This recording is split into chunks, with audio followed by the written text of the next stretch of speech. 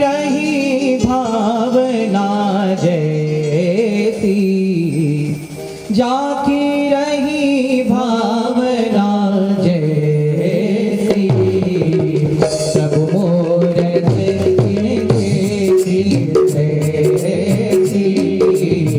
प्रभु मूरत देखी ऐसी।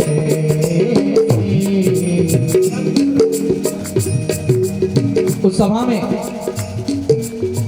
जब सबने भगवान को आते देखा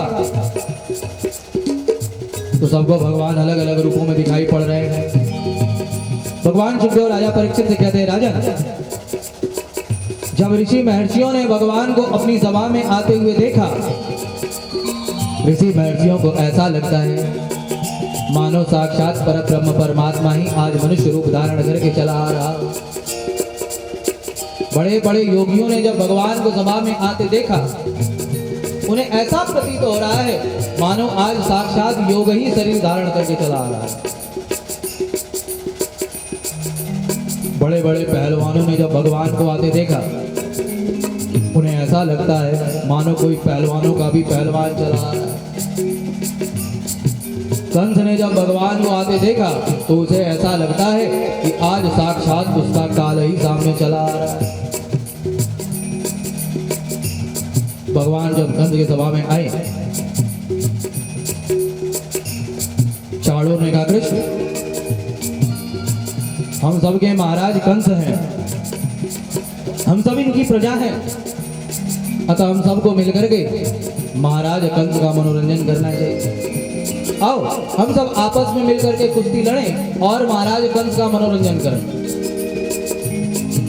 भगवान बाल कृष्ण ने कहा, अरे राम राम भैया, ये तुम कैसी बातें कर रहे हो? बालामयं तुल्य बले कृष्टिभ्यामो यथोचितम। अरे भाई, कुश्ती का तो ऐसा नियम है कि कुश्ती बराबर के पहलवान के साथ लड़नी चाहिए। कहा तुम सब इतने बड़े बड़े पहलवान और कहा मैं इतना छोटा सा बच्चा। चाणूर ने कहा, कृष्ण, ज्यादा बातें मत बनाओ, हम सब जानते हैं तुमने कैसे पूतना को मारा, अघासुर को मारा, बकासुर को मारा, और अभी अभी 10,000 हाथियों वाले उबलिया पेड़ हाथी को मार करके आ गए। आओ हमें भी अपना पराक्रम दिखाओ। इस प्रकार जब चाणूर ने भगवान को ललकारा है, ग्वाल बालों ने हंसते हुए कहा, कन्हैया जरा इसे दिखा दे तो अपना पूतना वाला हाथ। भगवान ने भी मुस्कुराते हुए अखाड़े में प्रवेश किया है। भगवान चाणूर के साथ कुश्ती लड़ रहे हैं, बलराम जी महाराज मुष्टिक के साथ लड़ रहे हैं। कभी चाणूर उठा करके भगवान को पटक देता है, कभी भगवान उठा करके चाणूर को पटक देते हैं। लड़ते लड़ते लड़ते लड़ते लड़ते लड़ते भगवान ने हाथ घुमाकर एक थप्पड़ मारा है, चाणूर धरती पर गिरा है, और इस प्रकार भगवान ने चाणूर का उद्धार किया। बाल कृष्ण लाल की। बलराम जी ने भी एक मुक्का मारा तो मुष्टिक के मुंह से खून की उल्टी होने लगी, और इस प्रकार बलराम जी ने मुष्टिक का उद्धार किया। अब कंस एक एक करके अपने पहलवानों को भेज रहा है। सारे पहलवान आ रहे हैं और भगवान सारे पहलवानों को ठिकाने लगाते जा रहे हैं। जब एक एक करके सारे पहलवान करने लगे, कंस अपने पहलवानों का उत्साह वर्धन करने के लिए बाजे बजवा रहा है। तकड़ धूम तकड़ धूम तकड़ धूम तकड़ धूम। जैसे क्रिकेट होता है ना, तो चीयर्स करते हैं, सचिन सचिन सचिन सचिन। ऐसे ही अपने पहलवानों का उत्साह वर्धन करने के लिए कंस भी बाजे बजवा रहा है। जब एक एक करके भगवान सारे पहलवानों को मारते जा रहे हैं, कंस ने कहा, अरे बंद करो ये सब बाजे गाजे। मेरे एक एक करके सारे पहलवान मरते चले जा रहे हैं और तुम सब बाजे बजा रहे हो। पकड़ लो इस कृष्ण को, पकड़ लो बलराम को, मार डालो इन्हें। इस प्रकार जब कंस चिल्लाने लगा है, सारे सैनिक दौड़े हैं, भगवान पर आक्रमण करते हैं। सारे ग्वाल बाल डर के मारे कांपने लगे हैं। सबके देखते ही देखते भगवान ने छलांग लगाई है, कंस के सिंहासन के पास पहुंचे हैं, कंस के बाल को पकड़ करके घुमाने लगे हैं। कहा, देख मैं ही हूं देवकी की 8वीं संतान, तेरा था। कंस का बाल पकड़ करके भगवान उसे घुमाने लगे हैं। घुमाते घुमाते घुमाते भगवान ने कंस को पकड़ करके उठा लिया है। उठा करके उसे घुमाने लगे हैं और धरती पर धड़ाम से पटका। इस प्रकार भगवान बाल कृष्ण ने कंस का उद्धार किया है।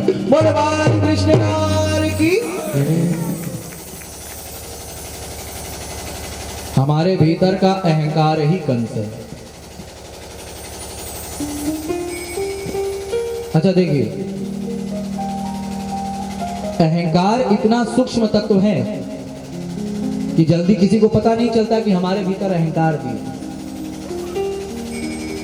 जैसे किसी ने यदि शराब पी हो तो उसको शराब की दुर्गंध नहीं आती,